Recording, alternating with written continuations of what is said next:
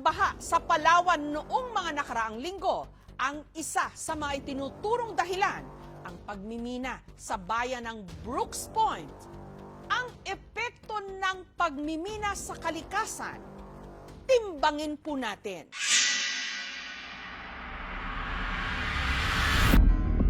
Wala pang bagyong pumapasok sa Pilipinas sa taong ito.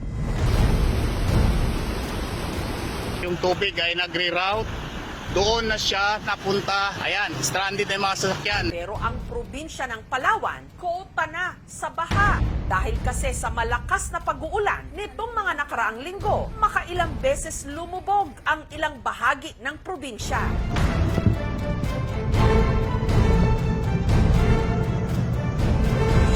Ang isa sa pinaka-apektado, ang bayan ng Brooks Point sa Southern Palawan, kung saan ang rumagasang tubig baha, hindi lang kulay putik, namumula pa. Pumapaw na po yung tubig at dito na po sa kabahayan, sa kalsada pumunta. Nahaluan di umano kasi ito ng isang klase ng lupa na kung tawagin, laterite, nagmula raw sa mga minahan. Muntik na tumirik. Ito ang mga nagsanga-sanga ng suliranin sa kanilang bayan. Ayan. Na ang pinaghihinalaang ugat, ang pagputol sa libu-libong mga puno at pagkasira ng kanilang kabundukan na ang mga litrato nag-viral online.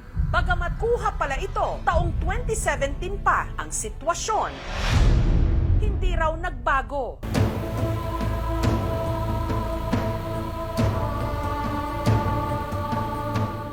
Epekto raw ng isang napakalaking industriya na bagamat nagbibigay ng trabaho sa mga residente rin dito at kita sa ekonomiya lokal at nasyonal, unti-unti namang sumisira sa kanilang likas yaman. Minus na talaga yung isda dahil dun sa sa putik na pula. Ang large-scale mining. Kung patuloy po itong pagmimina dito, hindi lang po tubig yung pupula, baka mapupuno pa ito ng putik. Ang kabundukan, abang buhay, andyan po yan. Ang minahan, pag nakuha na nila yung mga dapat nilang kunin, wala na yan, iiwan nila. Ang maiiwan po sa amin ay kalawang. Ito ang minanang suliranin ng mga tiga-Palawan dahil sa mga minahan.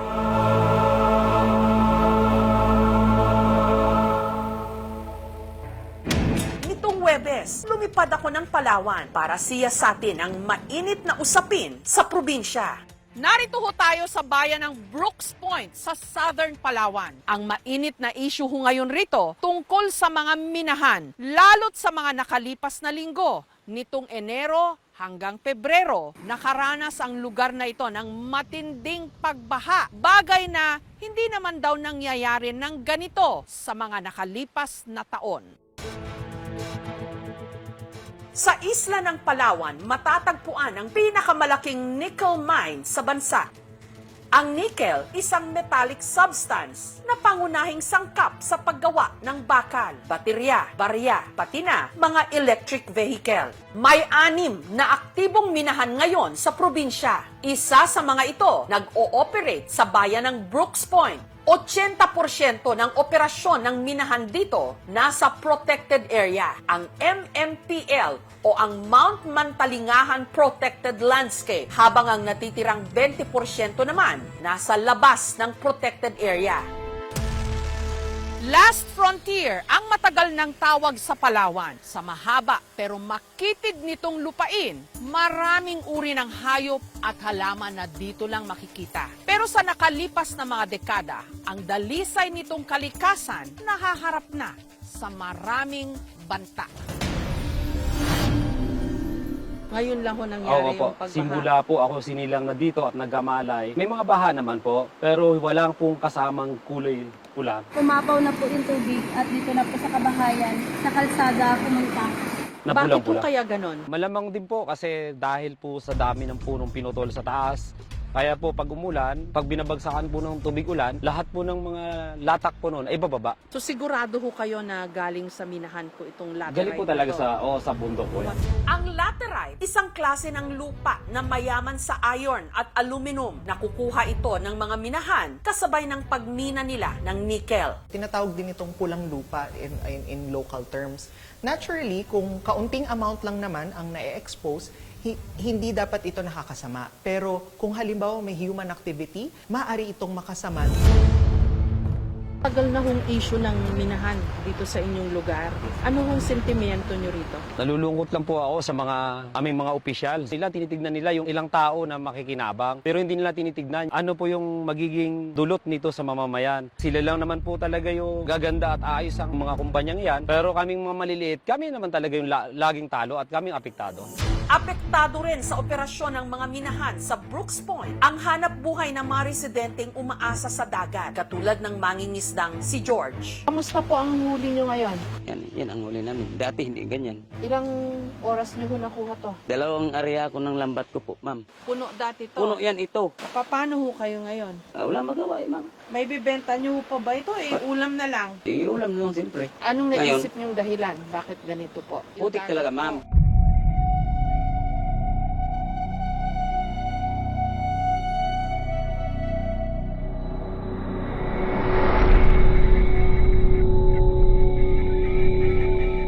Problemado rin ang mga mangingisdang ito. Hindi rin kasi nila maibenta ang mga huli nilang isda. Totoo ba na kuya? May mga putik yung mga isda? Patingin nga ho.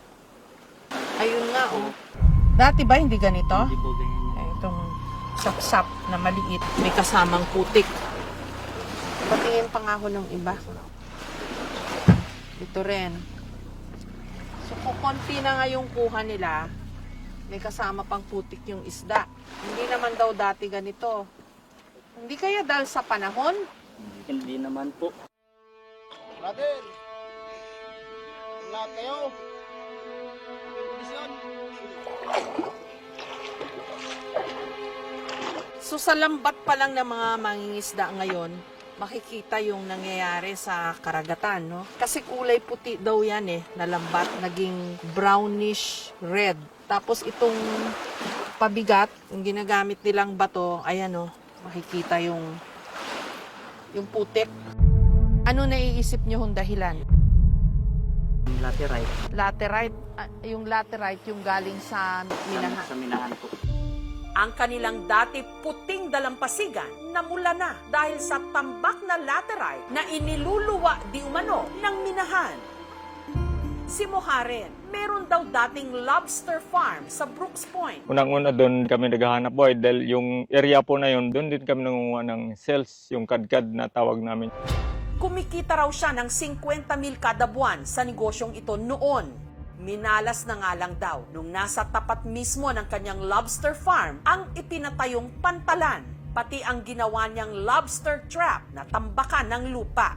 Masakit para sa akin yun dahil nakita ko na lang tinatambakan na. Ang sabi pa nila sa amin, bawal magkuha ng picture, bawal mag-video. Sabi ko, anong dahilan? Dahil amin to mula nung pa namin mga ninuno. Ang negosyo ni Moharem nalugi tuloy hanggang napagdesisyonan na lang niyang magsaka.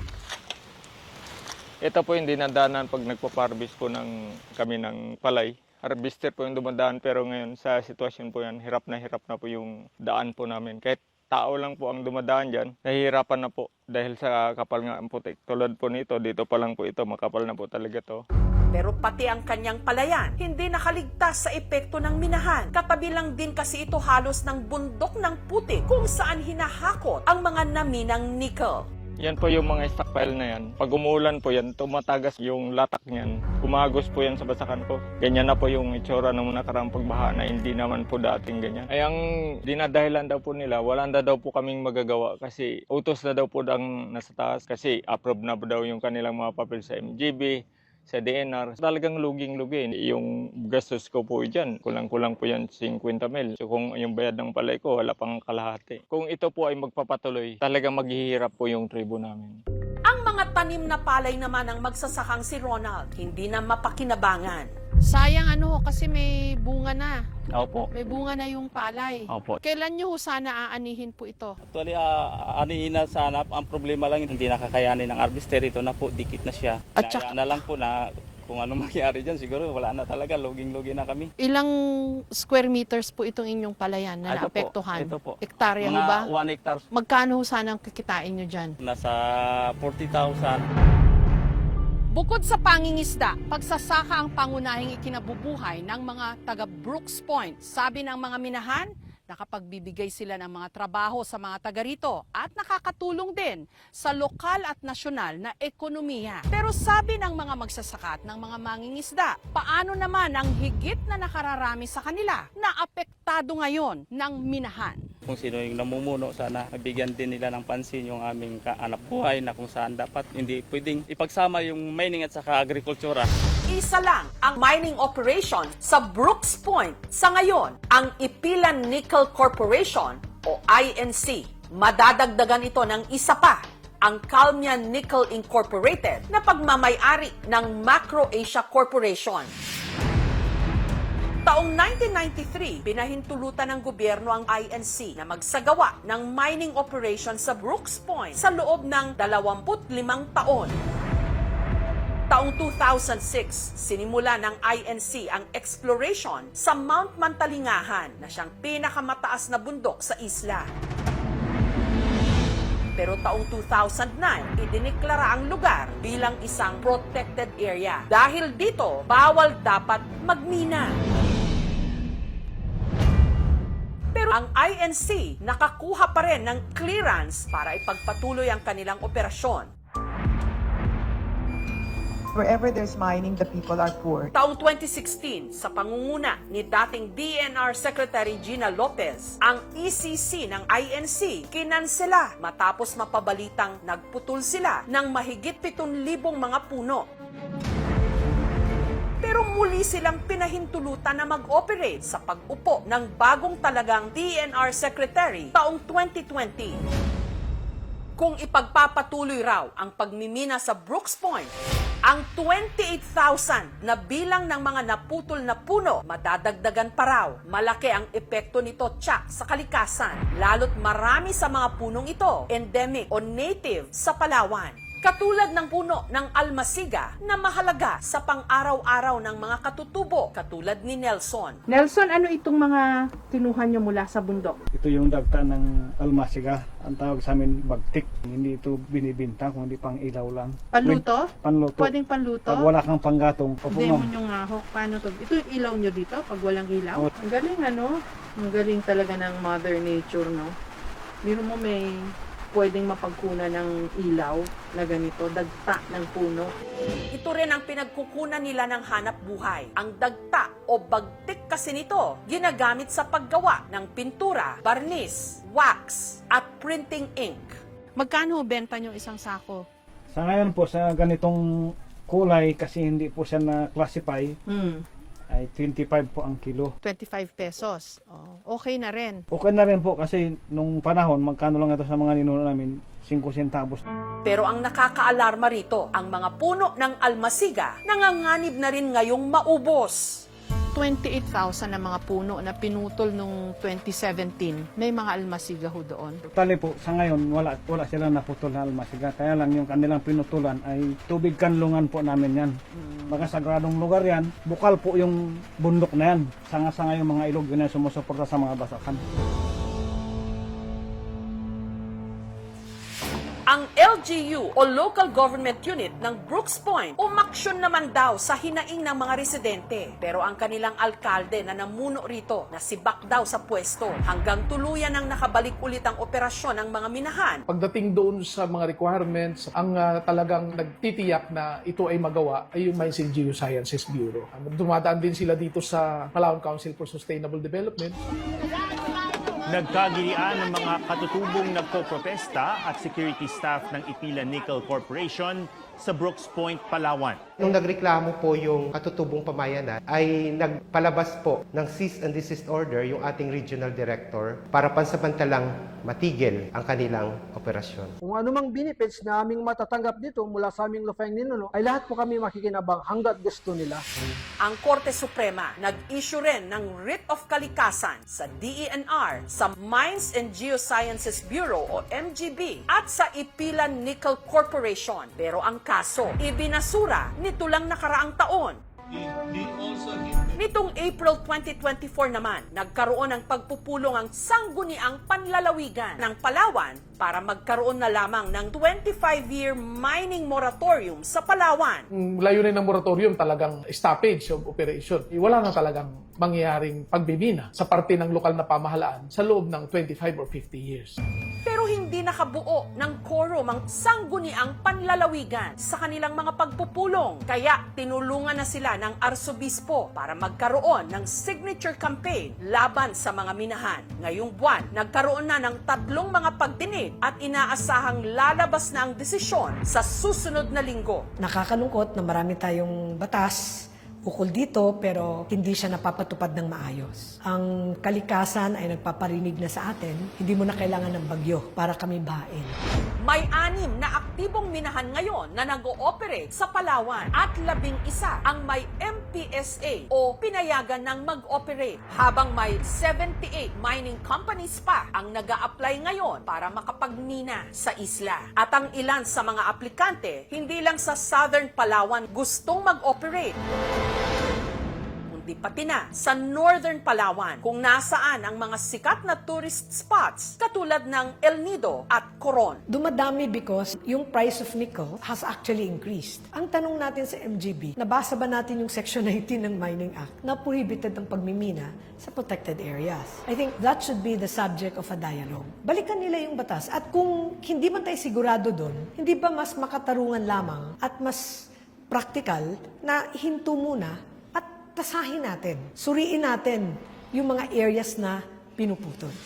Bagamat may benepisyo sa pagmimina, higit na nangangamba ang mga residente at ang mga katutubo sa masamang epekto nito. Habang nagsushoot kami dito sa isang bukid, dito sa barangay Mambalot pa rin, biglang may mga residente na lumapit sa amin para ipahayag yung kanilang pagprotesta sa operasyon ng mga minahan dito. Ayan, meron silang mga placard. May gusto po kayong sabihin, Nay? Pakinggan po sana kami ng gobyerno. Kasi ito lang po ang aming kayamanan, yung kabundukan. Hindi man kami mayaman, pero yun yung ipamana namin sa aming mga anak at kaapu-apuhan. Ang sabi nila po, nakakatulong yung minahan dahil merong iskolar. Ang tanong hanggang kailan? Kasi ang kabundukan, abang buhay, andyan po yan. Ang minahan, pag nakuha na nila yung mga dapat nilang kunin, wala na yan, iiwan nila. Ang maiiwan po sa amin ay kalawang. Yun po, kaya po kami lumalaban. Marami pong pumabor sa mga katutubo na payagan ang Ipilan Nickel Corporation na magkaroon ng operasyon sa aming ancestral domain. So yung benefits po, katulad po ng naming mga katutubo na makapag-aral po yung aming mga anak at makatulong po sa kanilang magulang, makatulong din sa kanilang mga kapatid, masasabi po natin sustainable yun. Sabi naman po ng mga kinaukulan na naka-apekto na po yung pagbibina sa kabila po ng benepisyo na pina-implement namin, ay tanggap naman po namin. Hindi namin kampihan yung Ipilan Nickel Corporation. Hiningan namin ng pahayag ang minahang nag-ooperate sa Brooks Point. Tumanggi silang magpa-interview. Sa halip, nagbigay sila ng pahayag. Ang INC ay sumusunod ng mahigpit sa mga batas at regulasyon ng Pilipinas, kabilang ang Philippine Mining Act at mga regulasyon ng DENR, MGB at iba pang ahensya. Ang Ipilan Nickel Corporation ay may mahalagang kontribusyon sa pag-unlad ng Brooks Point, Palawan sa pamamagitan ng paglikha ng trabaho. Kinikilala rin ng INC ang karapatan ng mga katutubo sa kanilang lupaing ninuno. Mahalagang maunawaan na ang uri ng lupa sa lugar na natural na mayaman sa laterite kasama na ang mga epekto ng climate change tulad ng madalas na pag-ulan, pagbaha at pagguho ng lupa ay maaaring magdulot ng mga pagbabago sa kapaligiran. Nananatili ang aming posisyon na sa kabila ng mga protesta na patunayang naaayon sa batas ang aming operasyon na may bisa at balidong mga dokumento. Patuloy ang operasyon ng Ipilan Nickel Corporation dahil ang minahan ay nasa labas ng tinatawag na protected landscape. Bahagi ng responsibilidad ng INC ang progressive rehabilitation kung saan unti-unting nire-restore o naayos ang mininang lugar habang nagpapatuloy pa ang operasyon. Nakakadismaya at nakakalungkot na pinayagan ang pagmimina, including cutting of trees in an area which is supposed to be protected under the Strategic Environmental Plan for Palawan.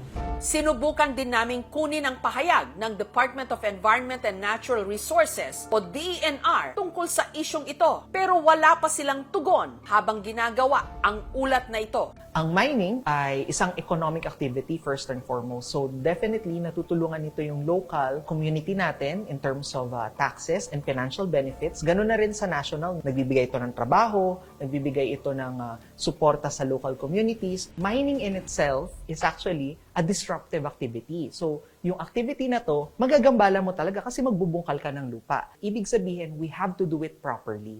And kaya tinatawag siyang responsible mining. Pag nagmina ka, pag kinalbo mo yung forest at umulan, lahat ng tubig na babagsak dun sa kinalbo mo, dadaloy lang ang tubig. Ang challenge ko sa kanila, what is responsible mining? Nagpatay ka ng ang dami-daming forest, tapos magtatanim ka ng 1,000 puno sa kada isang malaking puno na nasira mo. Yung tinanim mo bang maliliit na puno na yun, hahawakan niya na yung tubig? Hindi niya hawakan pa rin. It took hundreds of years, thousands of years for the forest to develop so that it has the the ecological function that it can retain water. Yung forest ecosystem, yun yung tagasala ng hangin natin. Ang mga gubat din natin, yan ang ating airbags sa panahon ng bagyo. Long game ang restoration. Hindi pwedeng 1 million seedlings planted in one day globally, hindi nag-work. If nature is not okay, we will never be okay.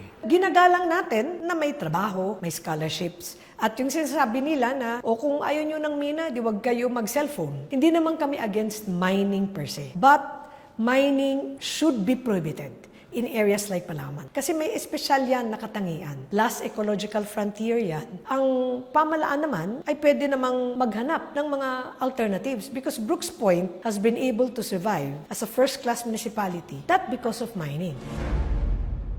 Wala pong pagbabago kami nakita. Mas malaki pang pag-angat ng aming bayan na umaasa sa agriculture at turismo. Pag nasira po ang ating kabundukan, baka ito ang huli na story na ang Palawan ay mawawala sa mapa ng Pilipinas. Tumapaw na po yung tubig at dito na po sa kabahayan, sa kalsada pumunta. Sana ang ulat na ito, sana mahukay pa ng mas malaliman. Sapsap na maliit, may kasamang putik. Ang pagtalakay sa isyu ng mga minahan sa Palawan para hindi ito tuluyang mabaon na lang sa putik.